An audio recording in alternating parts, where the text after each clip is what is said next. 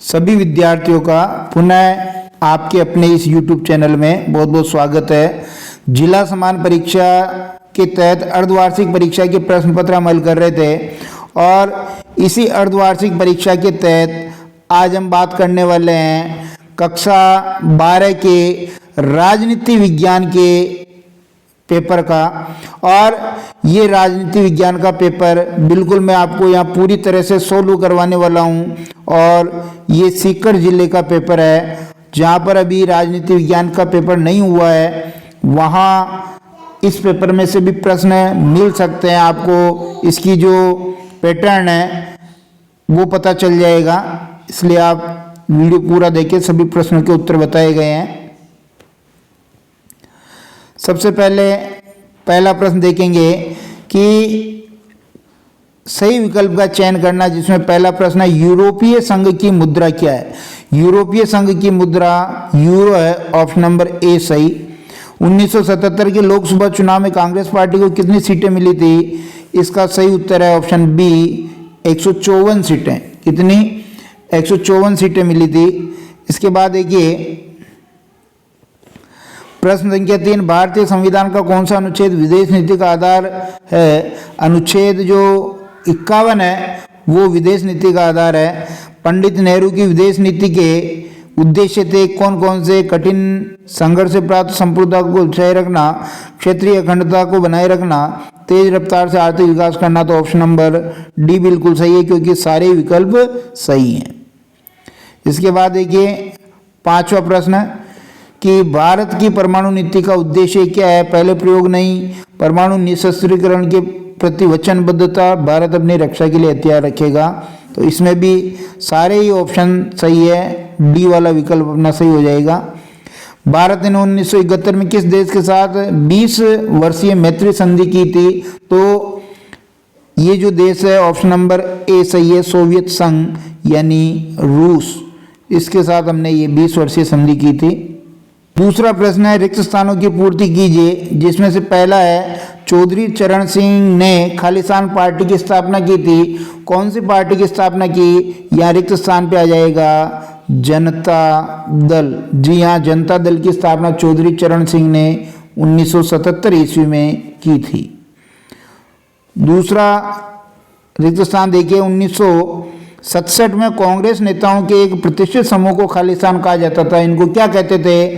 तो इनका नाम था सिंडिकेट। ये इंदिरा गांधी के टाइम की बात थी, क्योंकि कांग्रेस में जो वरिष्ठ नेता थे वो सिंडिकेट कहलाते थे। सोवियत राजनीतिक प्रणाली खालिस्तान की विचारधारा पर आधारित थी। तो इसकी जो विचारधारा थी वो समाजवादी थी, तो ये समाजवाद की विचारधारा पर आधारित थी। उसके बाद देखिए खालिस्तान ने 1985 में सोवियत संघ में सुधारों की शुरुआत की थी। तो एक नाम आपने सुना होगा मिखाइल गोर्बाचेव। इसने रूस में 1985 में सुधारों की शुरुआत की थी। अफगानिस्तान सन खालिस्तान में दक्षेश का 8वां सदस्य बना। ये अफगानिस्तान है जो 2007 में दक्षेश का 8वां सदस्य बना था, जब भारत के नई दिल्ली में जब ये 14वां सम्मेलन हुआ था। कौन सा? 14वां। तब 2007 में अफगानिस्तान को 8वां सदस्य बनाया दक्षेश सार्क। बांग्लादेश भारत की खालिस्तान नीति का हिस्सा है, तो पूरब चलो कौन सी नीति है? पूरब चलो की नीति का हिस्सा है। इसके बाद क्वेश्चन नंबर देखिए, यहाँ सत्य असत्य को शामिल किया गया है। तो पहला प्रश्न है जून 1975 में भारत के राष्ट्रपति फखरुद्दीन अली अहमद थे। बिल्कुल सत्य कथन है, बिल्कुल सही। सन 1960 के दशक को खतरनाक दशक कहा जाता है। बिल्कुल सही है, ये भी सत्य है। सोवियत अर्थव्यवस्था के हर पहलू का नियोजन और नियंत्रण राज्य करता था। बिल्कुल सत्य है, 100%। सोवियत संघ का उत्तराधिकारी देश रूस है। ये भी सत्य है। जी हाँ, बिल्कुल रूस देश है। बर्लिन की दीवार पूंजीवादी और साम्यवादी दुनिया के बीच विभाजन का प्रतीक थी। बिल्कुल सत्य है। और दक्षिण एशिया की राजनीति में चीन और संयुक्त राज्य अमेरिका महत्वपूर्ण भूमिका निभाते हैं, ये भी सत्य, यानी सारे के सारे सत्य हैं। चौथा प्रश्न देखिए, अति लघुत्रात्मक वाला प्रश्न है, जिसमें पहला है 1979 में असम में किस छात्र संगठन ने विदेशियों के विरुद्ध एक आंदोलन चलाया था? तो उस छात्र संगठन का नाम लिखना है all Assam students, all Assam students union, ये उसका नाम है। उसके बाद देखिए, विश्व का पहला बांध विरोधी आंदोलन कहाँ पर चलाया गया था? ये मुलसी सत्याग्रह, मुलसी बांध जो बना था, मुलसी सत्याग्रह, और ये कहाँ की बात है? ये पुणे भारत की बात है। इसके बाद देखिए, चीन विश्व व्यापार संगठन का सदस्य कब बना, यानी WTO का? तो 11 दिसंबर 2001 को ये सदस्य बना था WTO का। प्रथम खाड़ी युद्ध किस युद्ध को कहा जाता है? तो 1990-91 के बीच में, 1990-91 के बीच में कुवैत और इराक, इन दोनों के बीच जो युद्ध हुआ था उसको खाड़ी युद्ध के नाम से जाना जाता है, पहला खाड़ी युद्ध। इसके बाद देखिए, आतंकवाद के विरुद्ध विश्वव्यापी युद्ध के रूप में संयुक्त राज्य अमेरिका ने कौन सा ऑपरेशन चलाया था? बिल्कुल उस ऑपरेशन का नाम लिखना है ऑपरेशन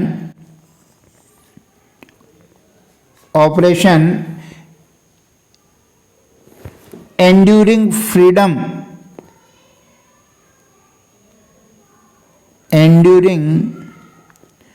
फ्रीडम, इसके बाद देखिए, जून 1975 के आपातकाल की जांच के लिए जो आयोग गठित किया गया उसका क्या नाम था? शाह आयोग। कौन सा? शाह आयोग। उसके बाद देखिए, अगला प्रश्न है, थोड़ा सही नहीं है लेकिन ये कह रहा है कि कामराज योजना से क्या आशय है? कामराज योजना का मतलब होता है कि संगठनात्मक कार्य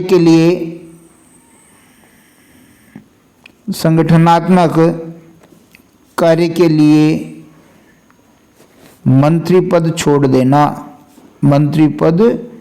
छोड़ देना। जब कांग्रेस के वरिष्ठ नेताओं को जो अपने बड़े बड़े पद थे वहां से इस्तीफा दे करके सारी ऊर्जा कांग्रेस को पुनर्जीवित करने के लिए लगानी थी, उसको कामराज योजना कहा है।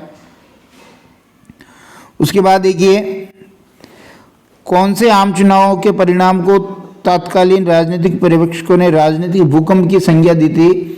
तो जो 1967 के आम चुनाव हैं उनको राजनीतिक भूकंप की संज्ञा दी थी।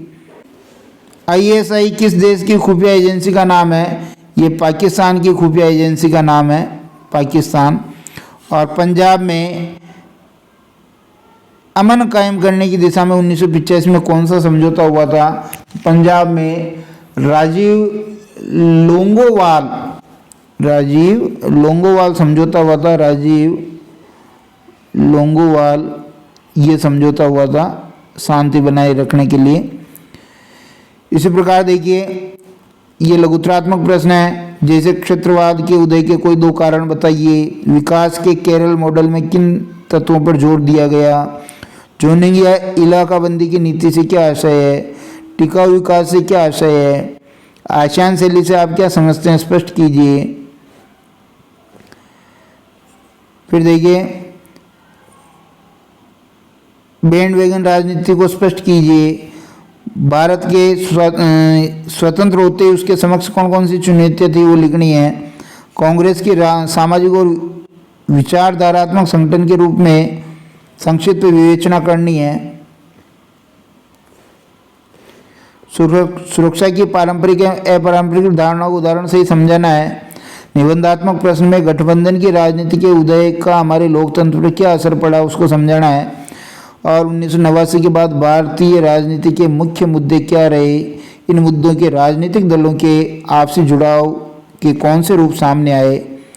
और 15वां प्रश्न है कि आंदोलन और विरोध की कार्रवाइयों से देश का लोकतंत्र मजबूत होता है, उदाहरण स्पष्ट करना है। उसके बाद देखिए, नर्मदा बचाओ आंदोलन की विवेचना करनी है। संयुक्त राष्ट्र संघ के उद्देश्यों को स्पष्ट करते हुए इसके प्रमुख अंगों का वर्णन करना है। एक ध्रुवीय विश्व में संयुक्त राष्ट्र संघ की भूमिका का वर्णन करना है। 17वां प्रश्न है, वैश्वीकरण के क्या कारण हैं? 4 कारण लिखने हैं। वैश्वीकरण के आर्थिक परिणामों को स्पष्ट करते हुए भारत पर पड़े वैश्वीकरण के आर्थिक प्रभावों की विवेचना करनी है। और अंतिम प्रश्न है 18वां, शीत युद्ध से क्या आशय है? शीत युद्ध के उदय के प्रमुख कारण बताने हैं। और गुटनिरपेक्ष आंदोलन से आप क्या समझते हैं? शीत युद्ध के दौरान इसकी क्या भूमिका रही, उसका वर्णन करना है। ठीक है, ये सीकर जिले का पेपर था। और भी हम अलग अलग सब्जेक्ट के पेपर लेके आ रहे हैं, आप ज़रूर देखें। धन्यवाद।